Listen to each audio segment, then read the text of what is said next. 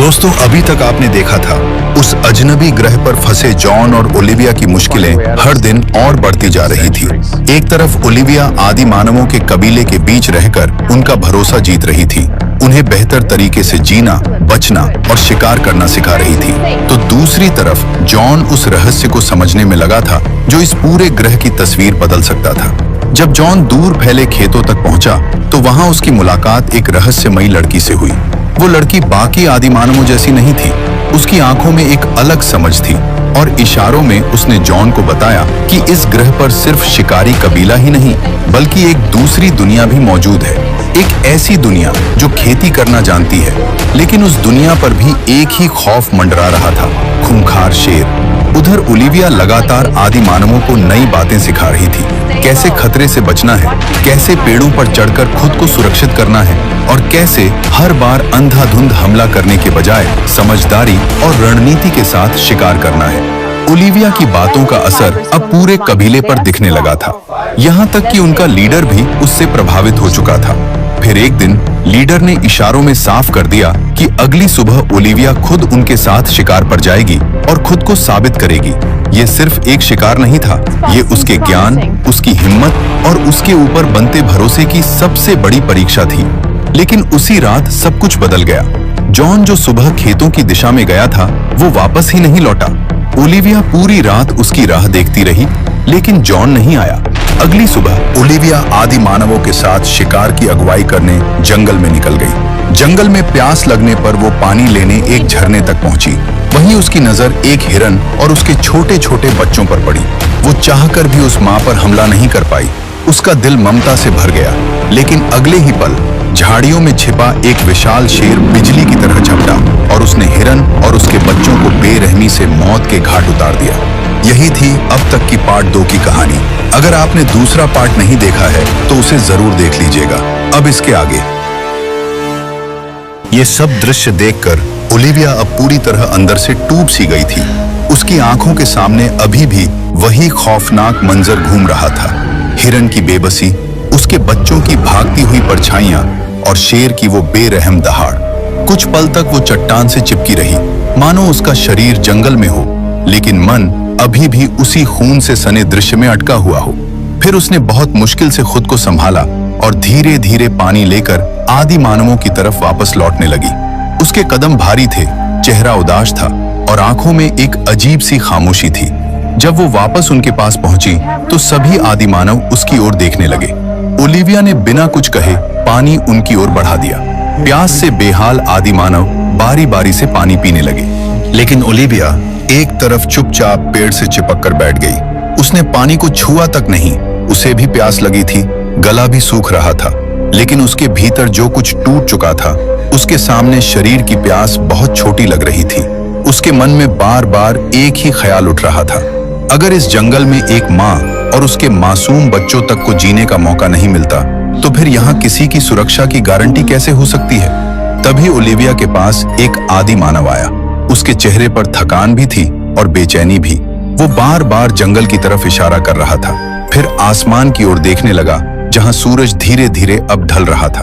उसने अपने हाथों से शिकार का संकेत किया, फिर पेट पर हाथ रखकर भूख जताई और उसके बाद अपने पूरे समूह की ओर इशारा किया। उसका इशारा बिल्कुल साफ था, शाम होने वाली है और अंधेरा होने से पहले उन्हें किसी भी हालत में शिकार करना ही होगा। ओलिविया ने उसे इशारों में समझाया कि अगर उन्हें सही शिकार ढूंढना है तो पहले ऊंचाई पर जाकर पूरे इलाके को देखना होगा। उसने सामने खड़ी ऊंची चट्टान की तरफ इशारा किया और फिर अपनी आंखों की ओर उंगली ले जाकर बताया, ऊपर से देखने पर ही उन्हें सही मौका मिल सकता है। लेकिन जैसे ही ओलिविया ने चट्टान की ओर बढ़ने का संकेत दिया, कुछ आदि मानव अचानक घबरा गए। उनके चेहरों का रंग बदल गया, वे पीछे हटने लगे और डर से उसी दिशा में देखने लगे। उनके कांपते हुए इशारे साफ बता रहे थे, बहुत पहले उस चट्टान पर उनका सामना शेरों से हो चुका था। वो जगह सिर्फ ऊंची नहीं थी, वो उनके लिए एक खौफ की याद थी। शायद शेर अक्सर वहीं मंडराते थे या फिर चट्टानों के बीच ही उनका ठिकाना था। ओलिविया ने उनके चेहरों पर डर को ध्यान से देखा और तुरंत सब समझ गई। ये सिर्फ साधारण हिचकिचाहट नहीं थी, ये पुराने हमले की एक गंभीर जख्म भी था। उसने शांत होकर हाथ उठाया और इशारे से सबको वहीं रुकने को कहा। फिर उसने अपने सीने पर हाथ रखा और चट्टान की तरफ इशारा किया। उसका मतलब साफ था, तुम लोग यहीं रुको, मैं ऊपर जाकर देखती हूँ और फिर तुम्हें इशारा करूंगी। आदि मानव चुपचाप उसे देखते रहे। उनकी आंखों में चिंता थी, मानो वे उसे अकेले उस दिशा में जाते नहीं देखना चाहते हों। तभी उनमें से एक आदि मानव आगे आया। उसने बिना कुछ कहे धीरे से ओलिविया का हाथ पकड़ लिया। उसकी पकड़ में डर भी था और साथ चलने की एक जिद भी, जैसे वो कहना चाहता हो, तुम अकेली नहीं जाओगी, मैं तुम्हारे साथ चलूंगा। ओलिविया ने उसकी आंखों में देखा। कुछ पल के लिए वो शांत रही, फिर बहुत धीरे से हामी भर दी। अब दोनों बाकी आदि मानवों को वही छोड़कर सावधानी से चट्टान की तरफ बढ़ने लगे। उनका हर कदम नपा तुला था, हर आहट पर उनकी नजर जा रही थी, क्योंकि उन्हें नहीं पता था कि उस चट्टान के ऊपर सिर्फ शिकार उनका इंतजार कर रहा है या शिकारी भी। दोनों घने जंगलों के बीच बहुत सावधानी से उस चट्टान की तरफ बढ़ने लगे। चारों ओर ऊंचे ऊंचे पेड़ थे, यहाँ तक कि सूखी पत्तियों पर पड़ता हर कदम एक हल्की सी आवाज पैदा कर रहा था, और यही आवाज इस खामोश जंगल में किसी खतरे को बुलाने के लिए काफी थी। ओलिविया आगे बढ़ते हुए हर तरफ नजर रख रही थी, जबकि उसके साथ चल रहा आदि मानव बार बार हवा को सूंघकर आसपास के खतरे को महसूस करने की कोशिश कर रहा था। तभी कुछ ही दूरी पर झाड़ियों के पीछे हलचल हुई। दोनों तुरंत रुक गए। ओलिविया ने ध्यान से देखा और अगले ही पल उसका दिल तेजी से धड़कने लगा। सामने कुछ हाइना घूम रहे थे। उनकी आंखें सतर्क थी, मुंह से हल्की गुर्राहट निकल रही थी और वे जमीन को सूंघते हुए धीरे धीरे आगे बढ़ रहे थे। ये देखकर ओलिविया और वो आदि मानव फौरन पास के एक मोटे पेड़ से सटकर छिप गए। दोनों ने अपनी सांसें तक रोक ली। जरा सी हलचल उनका ध्यान अपनी ओर खींच सकती थी। आदि मानव ने बहुत धीरे से ओलिविया की तरफ देखा, फिर इशारों में समझाने लगा। उसने पहले हाइना की तरफ इशारा किया, फिर अपने सीने पर हाथ रखा और उसके बाद गले पर उंगली फेरने जैसा संकेत किया। उसका मतलब साफ था, ये हाइना भी उनके लिए उतने ही खतरनाक है और आज ये भी शिकार की तलाश में निकले हुए हैं। ओलिविया ने हाइना के झुंड को ध्यान से देखा। अब उसे समझ आ गया था कि इस जंगल में खतरा सिर्फ शेरों से नहीं था। यहाँ हर शिकारी किसी न किसी मौत की तलाश में घूम रहा है। कुछ पल के लिए पूरा माहौल डर में बदल गया। पेड़ के पीछे छिपे दोनों बिना हिले डुले उन हाइना को आगे बढ़ने का इंतजार करने लगे। लेकिन ओलिविया के मन में अब एक नया डर जन्म ले चुका था। अगर इस रास्ते पर शेर नहीं भी मिले तो भी मौत किसी और रूप में उनके सामने खड़ी हो सकती थी। जब हाइना वहां से आगे चले गए, तब भी ओलिविया और वह आदि मानव कुछ पल तक पेड़ के पीछे छिपे रहे। वे पूरी तरह आश्वस्त हो जाना चाहते थे कि खतरा सच में टल चुका है। फिर बहुत धीरे धीरे उसी दिशा में आगे बढ़ने लगे। अब उनके कदम और भी ज्यादा सतर्क थे। हर झाड़ी, हर चट्टान, हर परछाई को वे ध्यान से देख रहे थे, क्योंकि इस जंगल में खतरा सिर्फ सामने से नहीं आता था, वह कहीं से भी अचानक टूट पड़ता था। कुछ देर बाद वे आखिरकार उस ऊंची चट्टान के ऊपर पहुंच गए। जैसे ही दोनों ने ऊपर से नीचे की ओर देखा, उनकी आंखों के सामने एक विशाल खुला मैदान फैला हुआ था। दूर दूर तक फैली जमीन, बीच बीच में ऊंची चट्टानें और उन चट्टानों के बीच से गिरता हुआ पानी। कई जगहों पर छोटे छोटे झरने नीचे बह रहे थे और उनकी धारा मिलकर नीचे की जमीन को नम बना रही थी। दूर मैदान में कई जानवर चलते दिखाई दे रहे थे। कोई झुंड में धीरे धीरे आगे बढ़ रहा था, कोई पानी की तरफ जा रहा था, तो कोई चौकन्ना होकर इधर उधर देख रहा था। पूरा दृश्य ऐसा लग रहा था मानो यह जगह इस जंगल के जानवरों का ठिकाना हो, या फिर पानी की तलाश में वे बार बार इसी खुले मैदान में आते हों। ओलिविया कुछ पल तक उस नजारे को देखती रह गई। ऊपर से सब कुछ साफ दिखाई दे रहा था। यह शिकार के लिए एक अहम जगह हो सकती थी, लेकिन उतनी ही खतरनाक भी, क्योंकि जहां इतने जानवर होंगे वहां शिकारी भी जरूर आते होंगे। उसके साथ खड़ा आदि मानव भी नीचे मैदान की तरफ गहरी नजरों से देख रहा था। उसकी आंखों में डर कम था और शिकार की उम्मीद ज्यादा। शायद उसे लग रहा था कि आज उनका शिकार यही मिल सकता है, लेकिन ओलिविया जानती थी यह खुला मैदान जितना सुंदर दिख रहा है उतना ही बेरहम भी हो सकता है। तभी उस आदि मानव की नजर मैदान के बीचों बीच गई। वहां एक वाइल्ड बीस्ट बैठा था, शायद थका हुआ या पानी पीने के बाद कुछ देर आराम कर रहा था। उसे देखते ही आदि मानव की आंखों में चमक आ गई। उसने तुरंत शिकार का इशारा किया और बिना समय गवाए आगे बढ़ने लगा। ओलिविया ने फौरन उसका हाथ पकड़कर रोकना चाहा। उसने इशारों में समझाया, उन्हें अभी और इंतजार करना चाहिए। ऊपर से पूरे मैदान को थोड़ा और देखना चाहिए, क्योंकि इतनी खुली जगह में हर खतरा दिखाई नहीं देता। लेकिन वह नहीं माना। उसके अंदर भूख, जोश और शिकार पाने की जल्दी एक साथ उभर चुकी थी। उसने अपना भाला कसकर पकड़ा और बहुत धीरे धीरे चट्टान से नीचे उतरते हुए मैदान की तरफ बढ़ने लगा। ओलिविया की सांसें तेज हो गईं। वह ऊपर खड़ी उसे जाते हुए देखती रही। तभी उसकी नजर दूर एक बड़ी चट्टान के पास गई और अगले ही पल उसका चेहरा डर से कांप उठा। वहां 3 शेर घात लगाए बैठे थे। उनकी नजरें भी उसी वाइल्ड बीस्ट पर जमी हुई थी। वे बिल्कुल शांत थे, मानो सही पल का इंतजार कर रहे हों। ओलिविया का दिल जोर से धड़क उठा। उसे समझ आ गया था, वह वाइल्ड बीस्ट शेरों का शिकार था, न कि उनका। ओलिविया ने पूरी ताकत से ऊपर से इशारे किए, हाथ हिलाए, रुकने का संकेत दिया, लेकिन अब बहुत देर हो चुकी थी। जैसे ही वह आदि मानव नीचे मैदान में उतरा, शेरों का वह झुंड अचानक हरकत में आ गया और कुछ ही पलों में उन्होंने उसे चारों तरफ से घेर लिया। वह घबराकर भागने की कोशिश किया, लेकिन खुले मैदान में उसके पास बचने की कोई जगह नहीं थी। वो मदद के लिए चिल्ला रहा था, मगर ओलिविया कुछ नहीं कर पाई और अगले ही पल एक शेर उस पर टूट पड़ा, फिर दूसरा, और कुछ ही समय में शेरों ने बेरहमी से उस आदिमानव को मार दिया। पूरा दृश्य इतना अचानक, इतना बेरहम और इतना असहाय कर देने वाला था कि ओलिविया ऊपर खड़ी बस ये सब देखती रह गई। वह चाहकर भी कुछ नहीं कर सकती थी, न नीचे जा सकती थी, न उसे बचा सकती थी, न शेरों का सामना कर सकती थी। उसकी आंखों के सामने एक और जान चली गई थी और इस बार वह चाहकर भी उसे रोक नहीं पाई। ओलिविया के भीतर कुछ और टूट गया। उसके मन में गहरी उदासी, निराशा और असहायता एक साथ भर गई। उसे पहली बार लगा, शायद वह इन सब चीजों के लिए बनी ही नहीं है। शायद यह दुनिया उसके सोच से कहीं ज्यादा क्रूर है और वह उसे बदलने की कोशिश में खुद ही टूटती जा रही है। बहुत भारी कदमों से वह चट्टान से नीचे उतरी और टूटे मन से वापस उन आदिमानवों के पास आ गई। जब बाकी आदिमानवों ने उसे अकेले लौटते देखा तो वे बिना कुछ कहे सब कुछ समझ गए। उनकी आंखें उदास हो गईं, चेहरों पर एक गहरा सन्नाटा सा छा गया।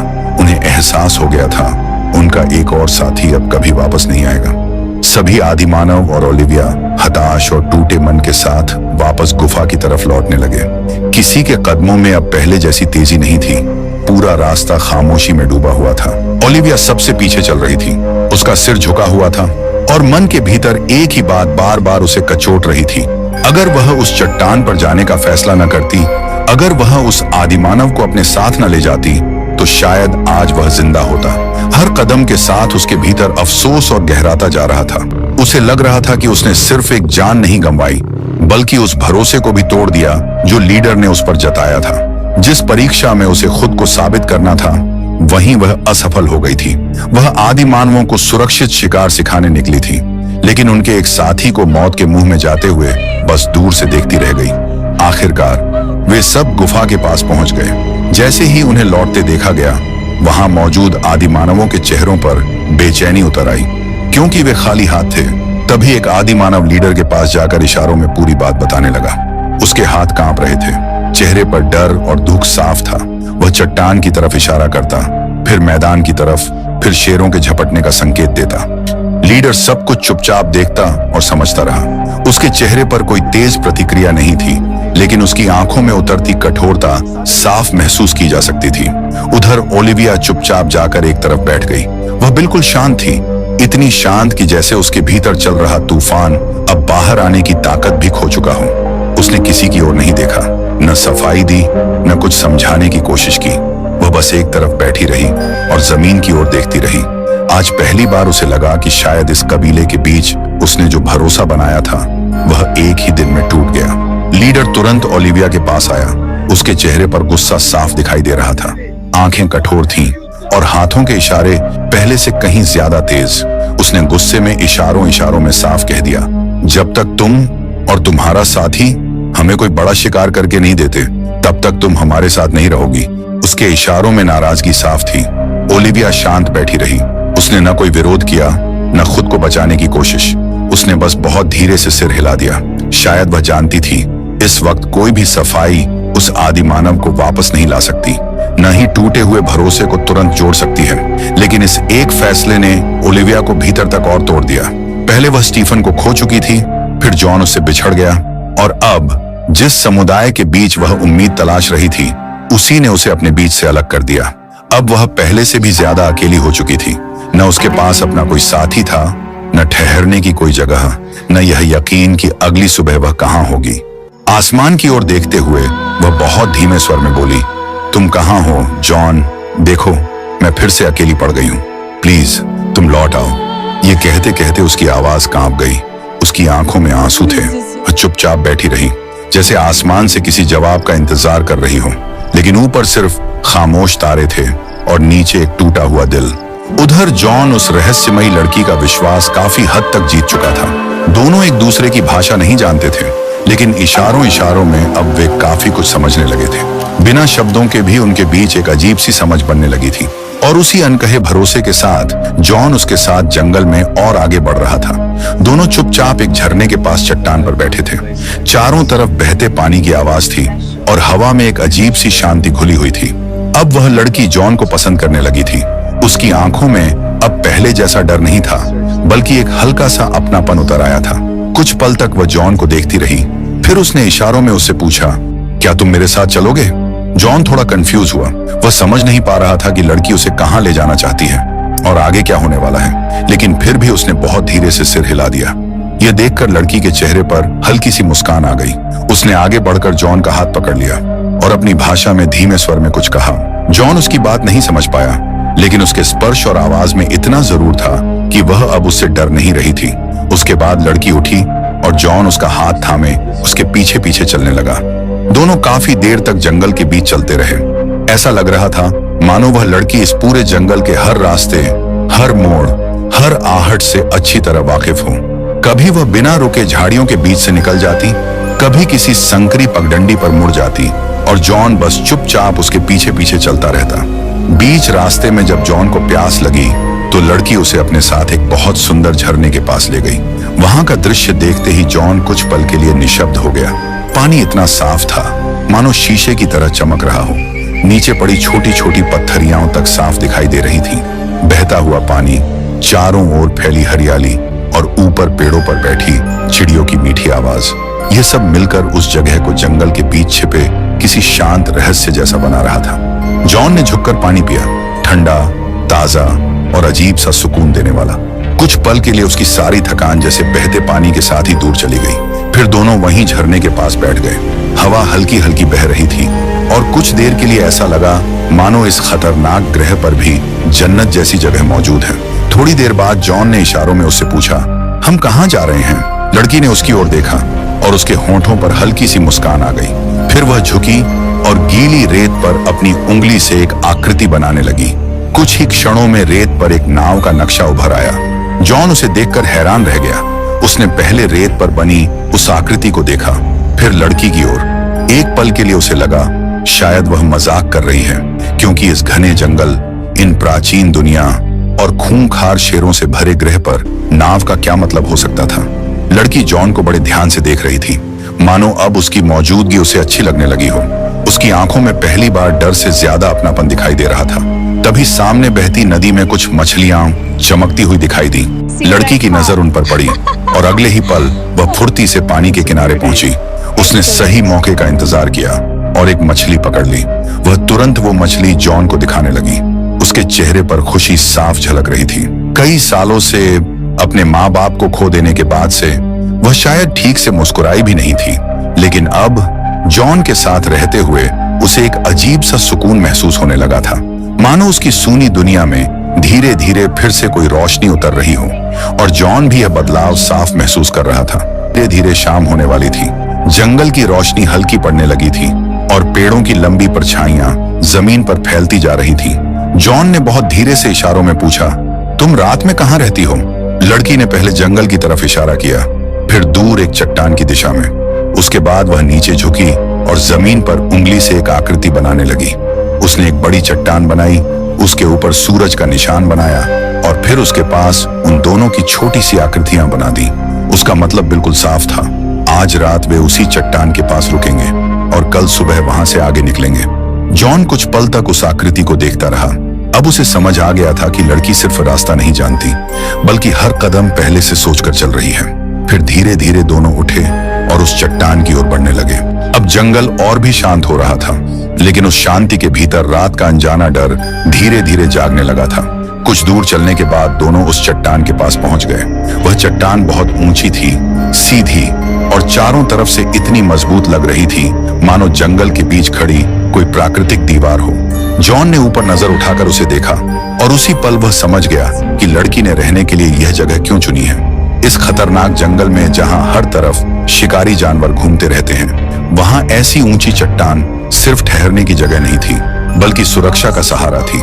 अब जॉन को साफ महसूस हो गया था कि शायद जंगल के खतरों से बचने के लिए उसने अपने रहने का यही ठिकाना चुना है। ये जगह अकेली जरूर थी, लेकिन नीचे फैले जंगल से कहीं ज्यादा सुरक्षित लग रही थी और शायद इसीलिए वह अब तक जिंदा थी।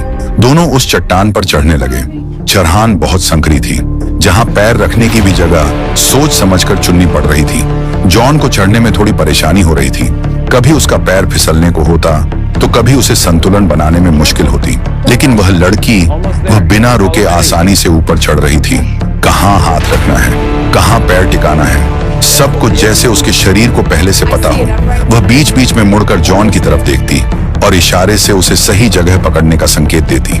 धीरे धीरे सावधानी से दोनों ऊपर चढ़ते गए और कुछ ही देर में वे उस ऊंची चट्टान के ऊपर पहुंच गए, जहां से नीचे फैला पूरा जंगल एक अलग ही दुनिया जैसा दिखाई दे रहा था।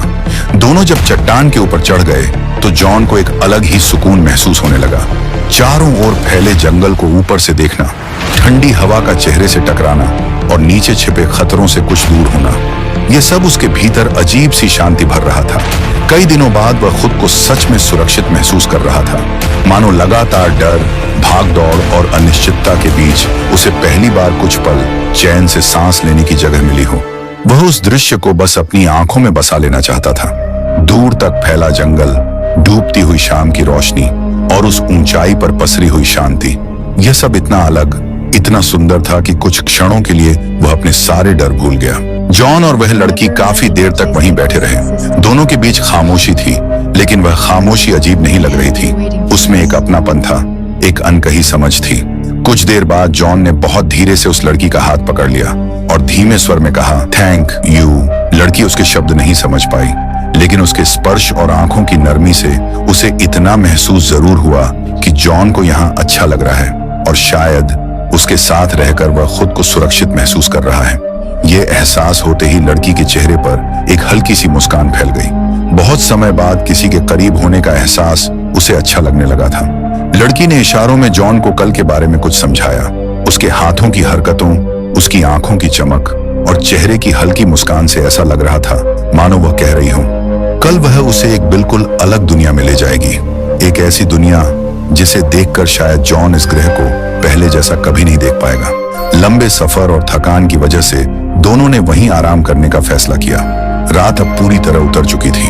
ऊपर आसमान में तारे चमक रहे थे और नीचे जंगल अंधेरे में डूब चुका था।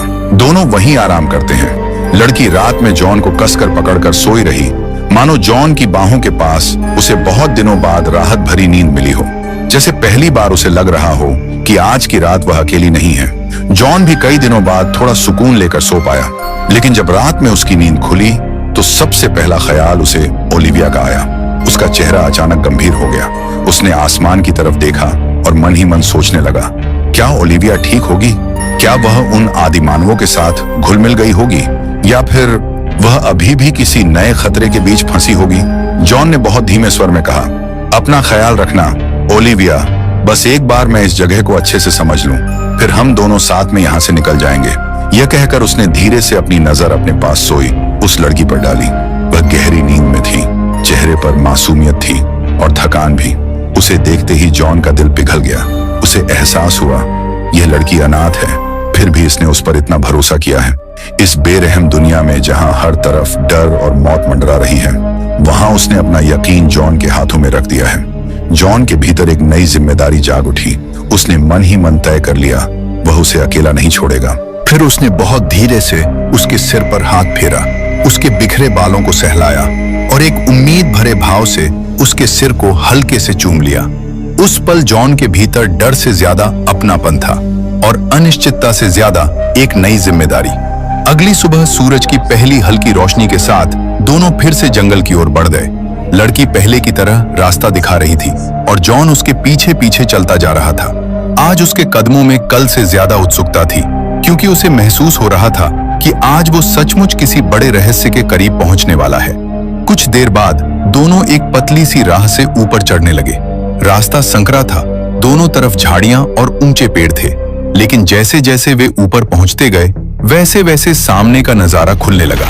और फिर जैसे ही जॉन उस ऊंचाई पर पहुंचा, वो एकदम से चौंक गया। उसकी आंखें फैल गईं, सांस जैसे एक पल को रुक गई। उसके सामने एक बहुत बड़ा तालाब जैसी विशाल नदी फैली हुई थी। पानी दूर तक चमक रहा था और सबसे हैरान कर देने वाली बात यह थी कि उस नदी के भीतर और किनारों पर ढेर सारी नावें दिखाई दे रही थी। जॉन कुछ पल के लिए अपनी आंखों पर यकीन ही नहीं कर पाया। उसे विश्वास ही नहीं हुआ कि इस रहस्यमयी और प्राचीन दुनिया के बीच ऐसी जगह भी हो सकती है जहां इतनी सारी नावें मौजूद हों। वह स्तब्ध खड़ा रह गया। उसकी नजर एक नाव से दूसरी नाव पर जा रही थी। सभी नावें बांस से बनी थीं, लंबी, हल्की और बड़ी सफाई से तैयार की हुई। यह कोई साधारण खोज नहीं थी। यह इस बात का साफ संकेत था कि इस ग्रह पर रहने वाले लोग सिर्फ खेती ही नहीं जानते, बल्कि पानी के रास्तों को भी समझते हैं। जॉन के भीतर रोमांच की एक लहर दौड़ गई। अब उसे लगने लगा था कि वह सचमुच इस ग्रह की एक बिल्कुल अलग ही दुनिया के दरवाजे पर खड़ा है। लड़की ने इशारों में जॉन से पूछा, क्या तुम मेरे साथ चलोगे? जॉन ने बिना एक पल गवाए सिर हिला दिया। उसकी आंखों में अब डर से ज्यादा जिज्ञासा थी और उस अनजानी दुनिया को देखने की चाह भी। दोनों बहुत सावधानी से उस ऊंचाई से नीचे उतरने लगे। रास्ता आसान नहीं था, लेकिन लड़की हर कदम सोच समझकर रख रही थी और जॉन उसी पर भरोसा करते हुए उसके पीछे पीछे चलता जा रहा था। जॉन अब समझ चुका था, यह कोई साधारण जगह नहीं है। यह एक रहस्यमयी दुनिया है जहां वह शायद कभी अकेले नहीं पहुंच पाता। दोनों जैसे ही नीचे पहुंचे, लड़की बिना हिचकिचाए एक नाव पर बैठ गई। उसने जॉन की ओर देखा, मानो उसे अपने साथ आने का इशारा कर रही हो। जॉन ने कुछ पल उस शांत पानी, उन बांस की बनी नावों और चारों तरफ फैली उस रहस्यमयी खामोशी को देखा। फिर वह भी धीरे से उसी नाव पर बैठ गया। अब जॉन उस लड़की के साथ एक ऐसी दुनिया की ओर निकल रहा था जिसे शायद इस जंगल में रहने वाले आदि मानव भी नहीं जानते थे। एक ऐसी दुनिया जो अब तक पेड़ों, चट्टानों और पानी के रास्तों के पीछे छिपी हुई थी, जहां शायद इस ग्रह का एक बिल्कुल अलग चेहरा उनका इंतजार कर रहा था। नाव धीरे धीरे आगे बढ़ने लगी। जॉन महसूस कर रहा था वो एक ऐसे रहस्य की तरफ बढ़ रहा है जहां डर के साथ साथ एक अलग ही शांति भी छिपी हुई है। नाव को वह लड़की ऐसे रास्ते से ले जा रही थी जहां न कोई आवाज, न कोई हलचल, बस चारों तरफ गहरी शांति फैली हुई थी। पानी बिल्कुल स्थिर सा लग रहा था। ऊपर झुके पेड़ों की शाखाएं नाव के ऊपर से गुजर रही थीं और उनके पत्तों से टपकती हुई पानी की बूंदें धीरे धीरे उस सन्नाटे को छू रही थीं। वह जंगल अब वैसा नहीं लग रहा था जैसा उसने पहले देखा था। वहां न डर था, न दहाड़, न भाग दौड़, बस एक गहरी शांति थी जो दिल को सुकून भी दे रही थी और भीतर कहीं एक अनजाना सवाल भी जगा रही थी। क्या सच में इस ग्रह पर ऐसी जगह भी मौजूद है जहां खतरा नहीं बल्कि सुकून बसता है? उधर हम ओलिविया को देखते हैं, जो अब खुद को जिंदा रखने के लिए हर पल एक नई जंग लड़ रही है। वह आदि मानवों की गुफा से बहुत दूर किसी और ही दिशा में निकल चुकी थी। वह धीरे धीरे शिकार करना सीख रही थी। जंगल से मजबूत लकड़ियां चुनती, उन्हें पत्थरों से घिसकर नुकीला बनाती ताकि कम से कम छोटे मोटे शिकार कर सके। हर कदम पर उसे सावधान रहना पड़ रहा था। अब वह सिर्फ सोचकर नहीं बल्कि हालात के हिसाब से जीना सीख रही थी। धीरे धीरे उसे कुछ खाए हुए 24 घंटे से भी ज्यादा हो चुके थे। प्यास, थकान और भूख तीनों अब उसके शरीर पर साफ नजर आने लगे थे, लेकिन फिर भी वह खुद को उस माहौल में ढालने की कोशिश कर रही थी, क्योंकि अब उसके पास कोई दूसरा रास्ता नहीं था। उसने भी खुद को बचाने के लिए एक ऊंची चट्टान के ऊपर अपना ठिकाना बना लिया था, जहां से वह दूर तक देख सकती थी और किसी भी खतरे को पहले ही पहचान सकती थी। लेकिन अब सिर्फ खतरों से ही नहीं, उसे भूख से भी जंग लड़नी थी। उसका शरीर अब कमजोर पड़ने लगा था और हर बीतते पल के साथ वो अंदर से टूटती जा रही थी। इसलिए वह एक बड़े तालाब के पास पहुंची और मछली पकड़ने के लिए काफी देर तक वहीं बैठी रही। वह जानती थी अभी उसके लिए किसी बड़े शिकार का सामना करना संभव नहीं है। इस समय उसे सिर्फ इतना चाहिए था कि किसी तरह खुद को जिंदा रख सके। वह पूरी शांति से पानी को देख रही थी, हर हलचल पर नजर रख रही थी और सही मौके का इंतजार कर रही थी। काफी देर के इंतजार के बाद और बहुत मेहनत के बाद आखिरकार उसने 2 से 3 मछलियां पकड़ ली। उसके चेहरे पर हल्की सी खुशी झलक रही थी। थकान के बीच भी उसकी आंखों में चमक लौट आई, क्योंकि इस ग्रह पर ये पहली बार था जब उसने खुद अपने लिए कुछ शिकार किया था। न किसी की मदद, न कोई सहारा, सिर्फ अपने दम पर। ये सिर्फ कुछ मछलियां नहीं थी, ये उसके जिंदा रहने की एक उम्मीद थी। उसने उन मछलियों को हाथ में पकड़ा, कुछ पल तक उन्हें देखती रही और उसके चेहरे पर एक सुकून भरी मुस्कान थी। अब उसे एहसास हो रहा था वह टूट जरूर गई थी, लेकिन खत्म नहीं हुई थी। ओलिविया जैसे ही उन मछलियों को लेकर जंगल में आगे बढ़ रही थी, तभी एक साइबेरियन कुत्ता उसके सामने आकर खड़ा हो गया। पहले तो ओलिविया को लगा कि यह भी कोई खतरा हो सकता है, लेकिन वह कुत्ता खुद भी भूखा था। वह बस चुपचाप ओलिविया के पीछे पीछे चलने लगा। ओलिविया ने उस पर ज्यादा ध्यान नहीं दिया और अपने रास्ते चलती रही, लेकिन वह कुत्ता उसके साथ साथ उसकी गुफा तक पहुंच गया।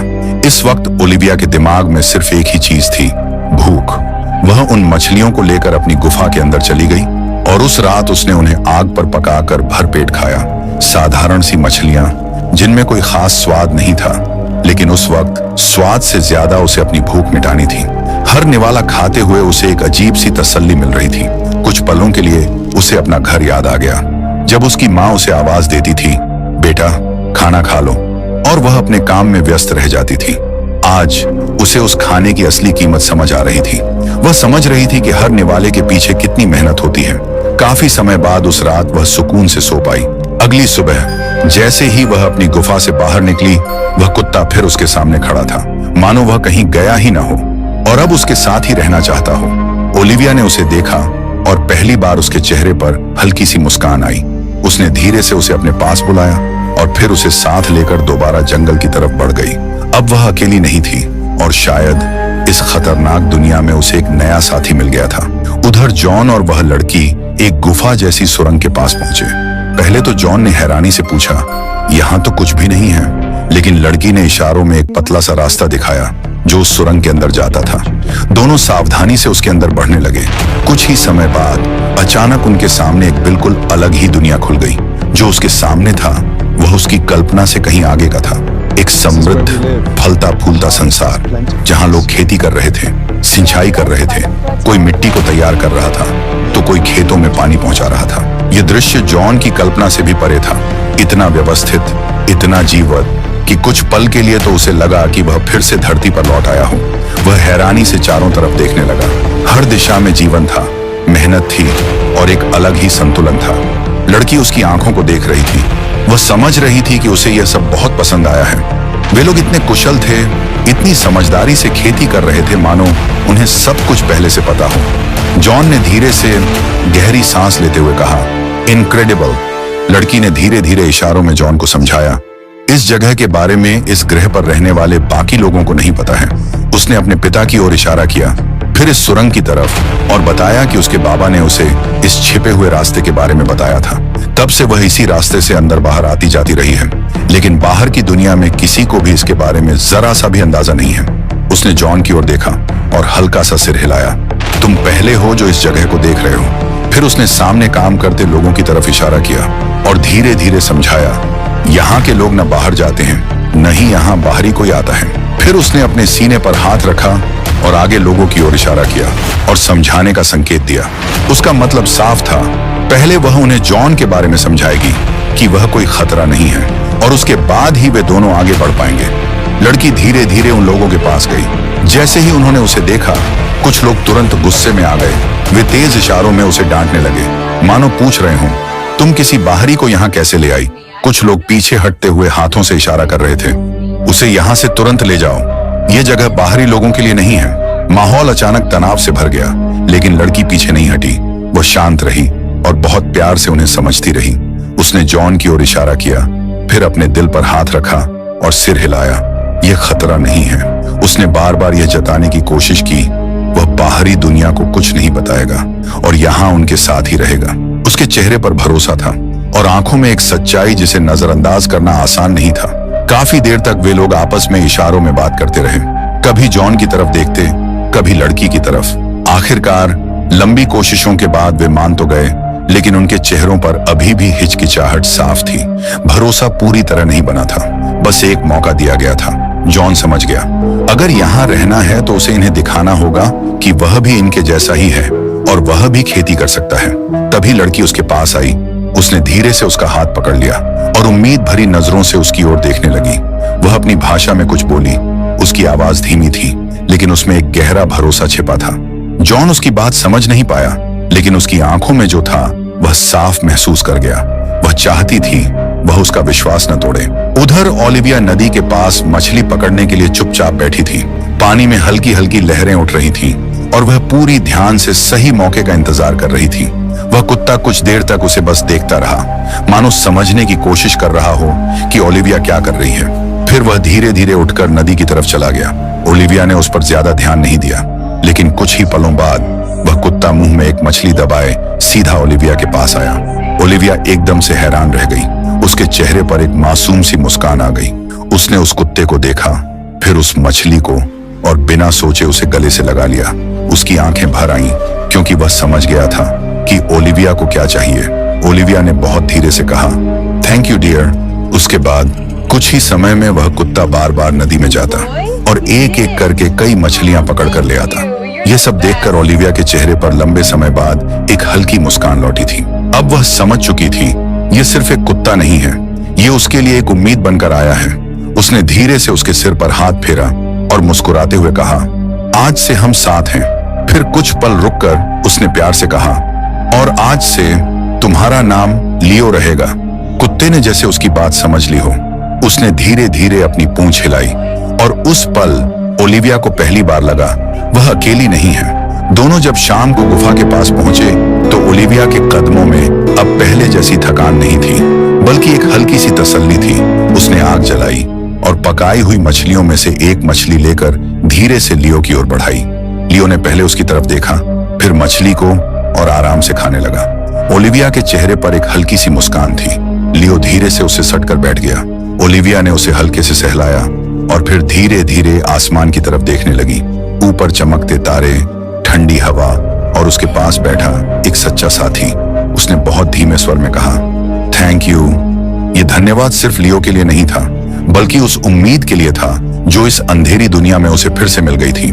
उधर हम देखते हैं कि जॉन शांत रात के समय खेतों के पास बैठा हुआ है। चारों तरफ हल्की ठंडी हवा बह रही थी। दूर कहीं पानी की धीमी आवाज आ रही थी और आसमान में तारे साफ चमक रहे थे। तभी वह लड़की धीरे धीरे उसके पास आई और बिना कुछ कहे उसके बगल में बैठ गई। दोनों कुछ पल चुप रहे, लेकिन उस खामोशी में भी एक अजीब सी गहराई थी। जॉन ने धीरे से उसकी ओर देखा और उसका हाथ पकड़ते हुए कहा, थैंक यू। लड़की उसके शब्द नहीं समझ पाई, लेकिन उसके एहसास को महसूस कर गई। उसकी आंखों में हल्की सी चमक आई और इस बार वह खुद को रोक नहीं पाई। वह थोड़ा और करीब आई और धीरे से जॉन को किस कर लिया। उस पल न कोई डर था, न कोई दूरी। अब उनके बीच सिर्फ एक अनजाना रिश्ता नहीं था, बल्कि एक गहरा जुड़ाव बन चुका था। दोनों काफी समय तक एक दूसरे में खोए रहे, मानो उस पल में उनके लिए दुनिया का हर डर, हर खतरा, हर चिंता कहीं पीछे छूट गई हो। न उन्हें जंगल याद रहा, न शेरों का खतरा, न ही इस अजनबी ग्रह की सच्चाई।